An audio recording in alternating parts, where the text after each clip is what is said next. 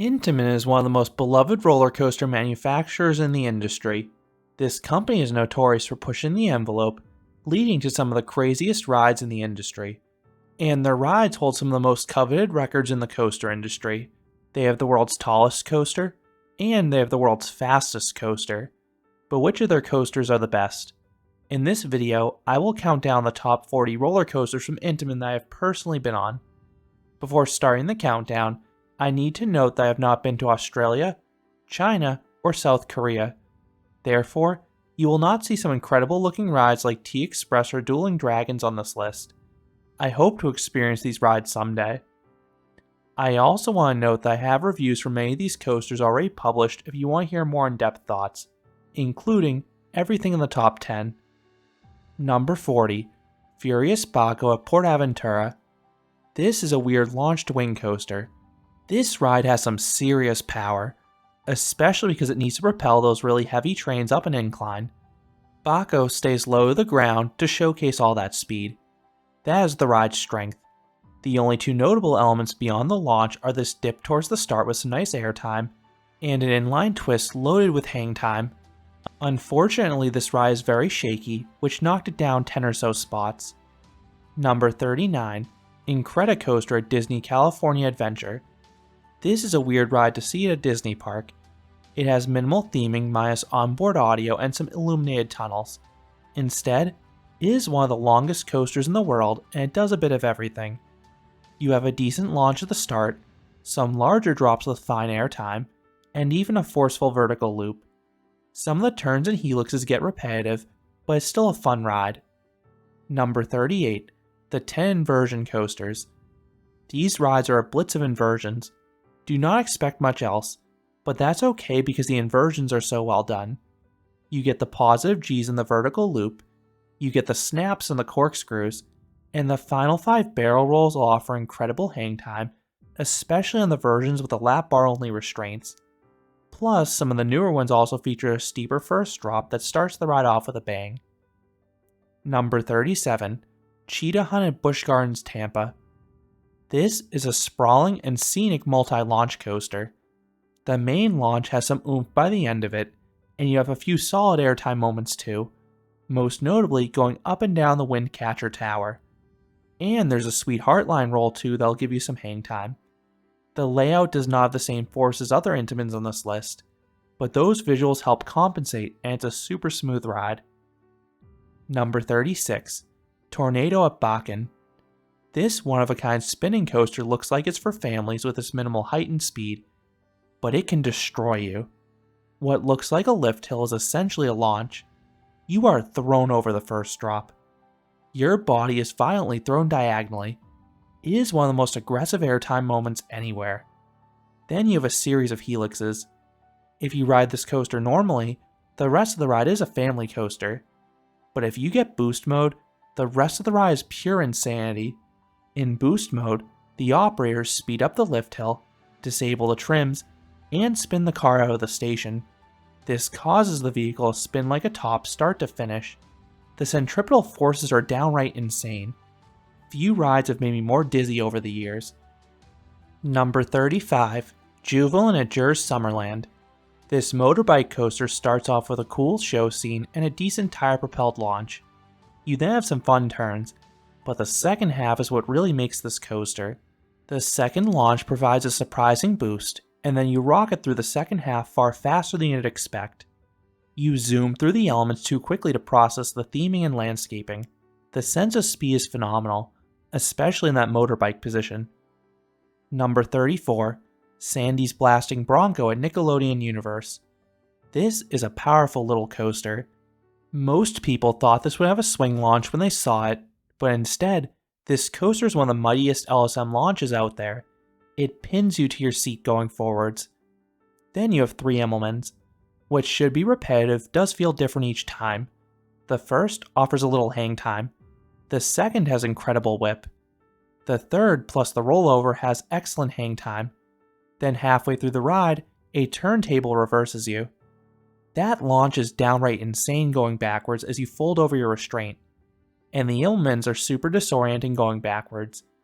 This intensity combined with the shaky valleys does make it tricky to marathon though. Number 33. Rita at Alton Towers and Desert Race at Hyperpark. These are two of the smaller Intamin accelerator coasters, and they have near identical layouts. Both start with punchy hydraulic launches. Then you hold your speed well while navigating a series of low turns and S-hills. Those hills offer some ejector pops, and the low turns blast you with positive Gs. Number 32. Fahrenheit at Hersheypark. This feels like Intamin's attempt to build a Gerstlauer Eurofighter. It starts with a vertical lift and a beyond vertical drop. The latter has some incredible ejector airtime, particularly in the back car. Then you have 6 inversions. The Cobra roll isn't too good, but I love the unique Norwegian loop that alternates between negative and positive Gs, and the 2 corkscrews are super snappy. Last but not least, you have a powerful bunny hill towards the end with airtime more fit for a hypercoaster. Number 31. Thunder Dolphin at Tokyo Dome City. This is one of the most visually stunning coasters in the world. This hypercoaster is an urban terrain coaster, meaning it goes above and through buildings. The visuals are unlike any other coaster out there. I just wish this ride had the same power as the other Intamin hypers. The first drop and speed hill have great ejector airtime, but the rest of the ride is pretty forceless, and the end has some downright awkward pacing as you crawl atop a building. Number 30. Tornado at Sarkaniemi. This is a rare full-circuit Intamin inverted coaster with a fun layout. The vertical loop and Cobra roll in the first half have the positive Gs you'd expect from this type of coaster, but the second half feels way different than any other invert. You have 2 super slow inline twists, so you get some incredible hang time. That is especially true in the 4th inversion. It is an inline twist that dives underground and inverts above the load platform. It is one of the scariest near misses of any coaster. Add in a super smooth ride, and it's a shame more have not been built. Number 29. Volcano the Blast Coaster at King's Dominion. Speaking of inverts, Volcano was an iconic coaster until it was removed a few years ago due to maintenance issues. This ride had 2 punchy LIM launches, particularly the first one because you couldn't quite time it when it would engage.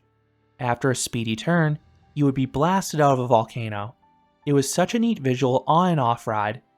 Then you wrapped around the volcano and had 3 inline twists with fantastic hang time like the prior ride. This coaster was short, but it was oh so unique. Number 28. Stealth at Thorpe Park. This accelerator coaster features one of the best hydraulic launches out there. The launch leaves your stomach behind as you speed up instantaneously. Then you have some great airtime both in the 20-story top hat and the bunny hill before the brake run. This is another brief ride, but it gets your pulse pounding. Number 27. Accelerator at Knott's Berry Farm. This ride barely squeaks past stealth. The hydraulic launch is equally as amazing, but I think the top hat has better airtime. It's fantastic ejector, especially with just the lap bar restraints. Then the coaster has some speedy overbanks before hitting the final brakes. Number 26. Kawasemi Tobu Zoo. I long heard Megalites were top tier rides, but my first one let me down. The biggest issue was the low attendance. This park was so empty the day I visited that I think the coaster only cycled once without my friend and I on it. And when we rode it, we were pretty much the only ones on the train, so the coaster had no chance to warm up. To add insult to injury, this one has a slower cable lift as well. I still got airtime in most hills, and the ejector airtime in the middle S-hills was top notch, but the ride just did not have the same bite as the other Megalite you'll see later on this list. Number 25. Top Thrill Dragster at Cedar Point, and Kingda Ka at Six Flags Great Adventure. These 2 strata coasters are very similar. Both feature intense hydraulic launches. I think Ka's is a tad more violent, but both are excellent. You need to ride these coasters up front. It is surreal feeling the wind force your cheeks back from the speed. Then you have a giant top hat. You will get some floater airtime over the top, plus a sweet view. Then you'll get some float and, more importantly, wicked laterals on the descent. Kingda Ka has the extra camelback with a pinch of float, but Dragster is a smoother ride and more freeing restraints. Number 24. Red Force at Ferrari Land. The tallest and fastest coaster in Europe is another ride that shoots you up and down. But this one has some key changes.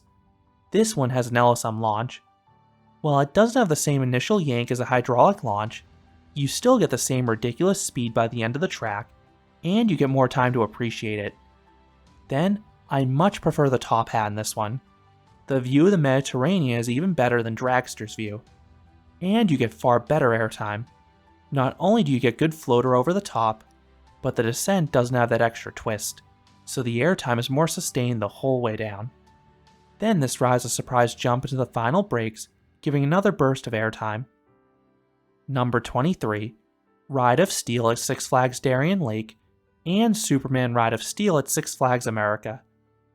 The original Intamin Hypercoaster is not as complete as their later offerings, but it still has some great moments. The first drop, third hill, and final hills all offer robust ejector airtime, and the ride keeps its speed well despite its length. But the ride's pacing is imperfect due to the lengthy helixes and infamous section of straight track. Both rides have great settings though. Darien Lakes is placed over water, making for fun visuals. Six Flags America's is placed in the woods, making for near pitch black night rides. Number 22, Goliath at Wallaby Holland. This is a slightly better version of Ride of Steel. The first drop and Camelback have hearty ejector airtime, as do the final bunny hills. While the middle section starts with a snappy Stengel dive and punchy low turn, the middle bit lets its foot off the gas on the helixes and S-hills. Number 21, Flying Aces at Ferrari World.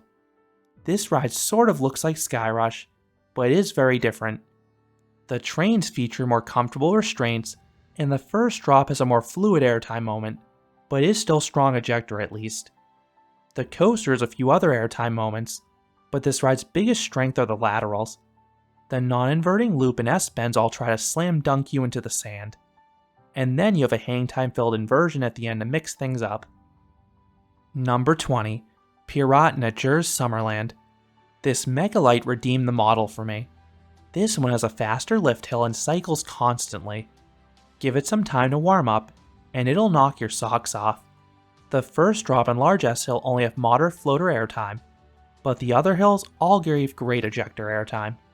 I particularly love those S-hills that are downright violent in the middle of the ride. Then the low turns throw in positive Gs for variety. Number 19, Storm Runner at Hersheypark. You will not find a better accelerator coaster in the United States. The hydraulic launch is a blast. You are yanked down the track in an instant. Then I love this ride's diversity. You have a familiar top hat chock full of ejector airtime. Then you have 3 inversions. There's a mildly forceful Cobra loop, and more notably, a flying snake dive. You get airtime into the maneuver. Then you have a hang time filled barrel roll, and it ends with a disorienting twisted dive loop. Then you get an extra hump or two in the way of the brakes while keeping the blistering speed. Number 18, Taron at Phantasialand. This is one of the best themed thrill coasters in the world.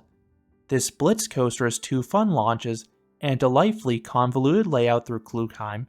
It keeps the layout a mystery, and it induces some fantastic near misses.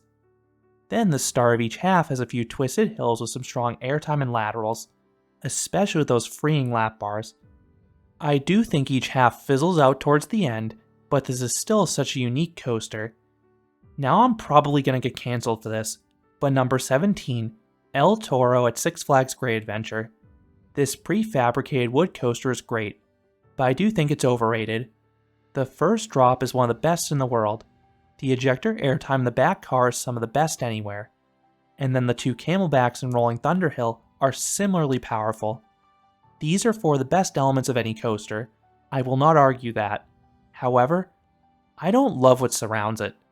The turnaround has been quite bumpy in recent years, and the smaller hills just have some weaker floater airtime. Then the finale has some fast bends, but I wish the ride continued to focus more on negative Gs. I get why people put this ride in their top 5, but for me, I prefer a more balanced ride start to finish. Number 16, Colossus at Hyde Park. This ride's like El Toro with an improved finale, at least based on my tastes. I prefer that return run with all the bunny hills. They offer nice airtime, and you shoot through that beautiful statue that emits fire.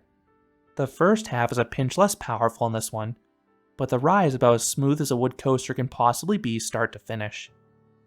Number 15. Hagrid's Magical Creatures Motorbike Adventure at Islands of Adventure. This multi-launch coaster just puts a smile on my face. This ride is a full story start to finish and good theming, particularly in the few animatronics. Then you have a super long ride with more force than you'd expect given its size. Each launch pulls you forwards. Then the turns have some sneaky positive G's as well. I know I'm much higher on this coaster than most, but this ride's no dead space. It's just fun start to finish. Riding on a motorbike is a must to accentuate everything. Number 14. iSpeed at Mirabellandia. As I said before, this is the greatest hits of the US coasters. The LSM launch has some punch like the launch on Maverick. The giant top hat has some great ejector airtime like you get on something like Accelerator or Stormrunner. The Camelback has sustained ejector like their Hypers. Then there's a wild lateral snap on the far turnaround like those transitions in I-305. You then have an S-Hill with a strong ejector pop like the one on Ride of Steel. Then you have two barrel rolls. The first has some serious whip and airtime like the Mosasaurus roll of Velocicoaster. The second is more hang time, but not as much whip. The ride does fizzle out towards the end, but there are still a few smaller bits of airtime. Just watch out for the hard over-the-shoulder restraints. It can chop your neck if you're not careful. Number 13. Maverick at Cedar Point. This coaster is a jack of all trades. You start with an intense ejector airtime filled beyond vertical drop. Then you have some aggressive S-bends. The combination of laterals, speed, and Gs make it some of the wildest maneuvers of any coaster. You then have a powerful camelback and two corkscrews, which ironically are the tamest part of the ride. The second half kicks things off with a punchy launch in the dark. Then the second half has a few more airtime hills and two super snappy Stengel dives that violently contort the train. This ride does many things, and it does those things very well. Number 12. Formula Rossa at Ferrari World. This is the world's fastest coaster, and it's the king of the accelerator coasters. This ride is a lightning-fast hydraulic launch. It starts off with a great yank, but halfway down the launch, you get a second pull that kicks it into overdrive. You are trimmed afterwards, but that's fine. You have more than enough speed still. You have a series of large and graceful turns, plus giant S-hills. The latter gives some really nice floater airtime. Then you have a series of bunny hills offering up some decent airtime on the way back to the brake run. Make sure to ride this one up front to really feel the speed. Number 11. Balder at Liseberg. This prefabricated wood coaster has a repetitive layout. After a twisting first drop, you have a series of turnarounds and bunny hills. Those turnarounds are pretty weak, but each of the hills offers some very strong and sustained ejector airtime. I am struggling to think of a wood coaster offering a larger quantity of that type of airtime. This coaster recently reopened from a long retrack. It was already running super smooth in 2017, so I imagine it's running even better now. Number 10. Pantheon at Busch Gardens Williamsburg. This multi-launch coaster grew on me with each ride. I love the progression of elements and how they keep getting better. You start with a slow but punchy launch into a 0G winder loaded with hang time. Then you have a swing launch sequence. The small bumps give some shocking ejector airtime, and the back spike gives some delightful weightlessness. The top hat offers lots of ejector airtime, plus a breathtaking view. Then you maintain your speed for the rest of the ride. The big outward bank gives a nice combination of airtime and laterals. The 0G stall has fantastic hang time, plus a near miss. And the finale rips through some bank turns. Number 9. Millennium Force at Cedar Point. The original Giga Coaster is all about speed. That giant first drop, which has fantastic airtime in the back by the way, gives you enough energy to fly through the layout. You barely slow down navigating the overbanks and hills. And you have some great visuals flying through Millennium Island. This is not an airtime heavy ride, but the few hills have some really nice sustained floater. The most forceful part of the ride is the first overbank by far. It gives me one of my hardest grayouts of any coaster. This is another one where I strongly recommend waiting for the front row. Number 8. Intimidator 305 at King's Dominion. We will probably never see another ride built quite like this. This is a Giga Coaster that hugs the ground and has a super compact series of elements. The end result? Arguably the most intense coaster ever built. The turn after the first drop is an automatic gray out for many. Then you have a series of S-bends and directional changes that are so violent that they somehow cause airtime. Then you have some genuinely awesome ejector airtime on the giant first drop, and that camelback onto the lift hill. The latter is a really underrated airtime moment. The rides ahead of it offer better negative Gs, but this one reigns supreme in the intensity department. Number 7. Hyperion Energylandia. This monstrous hypercoaster starts off as an out and back coaster before transitioning into a twister. I love this type of layout, and the ride has plenty of force too. The first half has some great sustained ejector airtime. Then the second half has quicker bursts of airtime as it hugs the ground. And you also get some force and laterals in the directional changes. The one downside with this coaster is that it does have a brief lull in the middle with the oddly weak camelback and the overbank, but it's otherwise excellent. Number 6. Taiga Linnanmaki. This ride feels like a cross of Liseberg's Helix and Velocicoaster. You have the varied layout of the latter and the setting of the former. It is fantastic getting such a varied, well-paced terrain coaster that also offers sightlines of the city down below. This ride starts with a solid LSM launch and never lets up. The pacing is fantastic. The initial 0G winder has some incredible hang time. Then the second half throws in 3 more great inversions with a supersized stall and the barrel roll standing out because they also throw you from your seat. Then this ride has plenty of negative G spots between the smaller hills and the giant top hat that kicks off the second half. Number 5. Expedition GeForce at Holiday Park. This mega coaster excels at sustained ejector airtime. Few coasters can do that better. Every single camelback and bunny hill throws you out of your seat for seconds at a time. Then you also have one of my favorite drops. That super steep, devilishly twisted plunge offers a rare combination of thigh-crushing ejector airtime and side-splitting laterals. And most of the ride runs past trees too. The ride does have a lull towards the middle with a series of turns and overbanks, but the start and end are breathtaking. Number 4. Superman the Ride at Six Flags New England. Once considered the world's best coaster, this ride ran sluggish for a decade, but the ride is back. The wheels added a few years ago has this ride running as fast as it ever has. This ride has a similar layout to Hyperion, mixing out and back and twister elements all into one.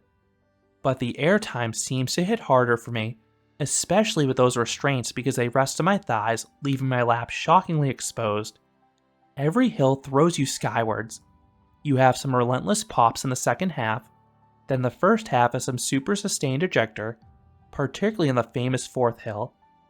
Then this coaster also adds in several forceful valleys and turns. Add in a long ride in a beautiful setting, and this ride truly is a powerhouse. Number 3. Skyrush at Hersheypark.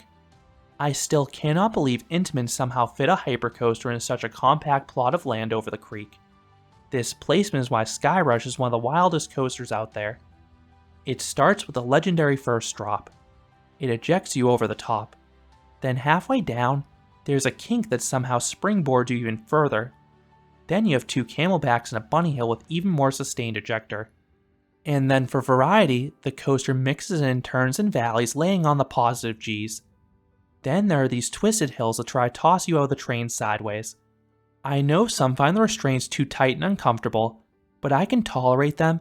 I find they make the forces even scarier. Number 2. Velocicoaster at Islands of Adventure. This is a coaster that excels in every area. It starts with the theming. This ride tells a story, and the first half winds its way through a raptor paddock with some figures and rockwork. The second half takes place over the water, so the theming is swapped for some beautiful sightlines. And this is all paired with engaging elements. The first half is a solid launch, 2 inversions mixing airtime and strong laterals, and some extra negative G pops. The second half ups the ante with some more intense airtime, particularly on the giant top hat and the twisted airtime hill. Then you have 2 more top tier inversions. The stall is underrated and has some sweet inverted airtime. Then the Mosasaurus roll tries to chuck you into the water down below. And coming in number 1 is Kondaa, Wallaby, Belgium. Intamin has built mega coasters for 20 plus years. This is the culmination of everything they've learned. It does everything their older hypers did well. You have the twisted first drop of Expedition GeForce, and it is equally as magical. Then you have some large camelbacks and bunny hills with sustained negative Gs. But this coaster also adds in some elements you'd expect on an RMC. You have a large outward bank giving sideways sustained ejector, and a series of small bumps that offer very abrupt airtime pops. You have no time to recover in between. And all of these forces take place with those uber comfortable new generation lap bars. This ride is the perfect marriage of an Intamin and an RMC, which is why it's my favorite coaster from the manufacturer. It takes the best of both worlds. So those are my top 40 roller coasters from Intamin. Which ones are your favorite? Let me know down in the comments. If you enjoyed this countdown, I would appreciate it if you gave this video a like, and you consider subscribing, because there'll be a lot more roller coaster and amusement park videos here at Kingda Coaster. Thanks for watching.